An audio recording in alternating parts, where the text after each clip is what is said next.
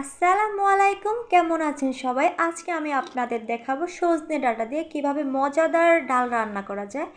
এটা রান্না করলে বাসায় বাচ্চা থেকে বড় সবাই এক প্লেট ভাত অনায়াসে শেষ করে ফেলবে। তো প্রথমে আমি ডাল ভালো করে দিয়ে 15 মিনিটের মধ্যে ভিজিয়ে রেখেছিলাম।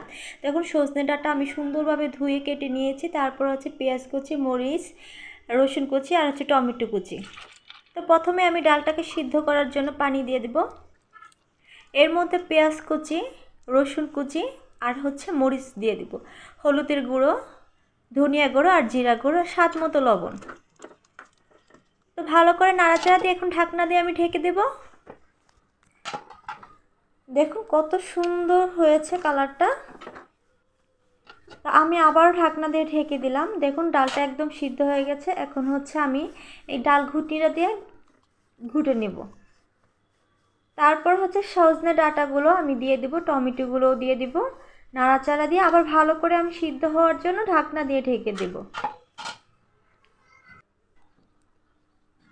দেখুন আমি একটু চেক করে নিচ্ছি সজনে ডাঁটাগুলো সিদ্ধ হয়েছে কিনা। দেন সিদ্ধ হয়ে গেছে। এখন আমি কড়াইতে তেল দিয়ে দিব, রসুন দিয়ে দিলাম, পেঁয়াজ দিয়ে দিব আর জিরা গুঁড়ো আর ধনিয়া গুঁড়ো দিয়ে ভালো করে একটু ভেজে নেব।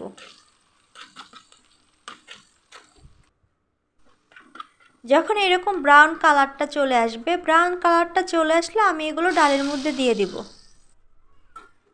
তো ভালো করে নাড়াচাড়া দিয়ে আমি এই ডালটাকে একটু বলক নিয়ে এসেছি। তো দেখতেই পাচ্ছেন কত সুন্দর কালার, দেখলেই খেতে ইচ্ছা করবে যে কেউ। তো বাসায় আপনারা ট্রাই করবেন, আমাকে একটু সাপোর্ট করবেন। আল্লাহ হাফেজ।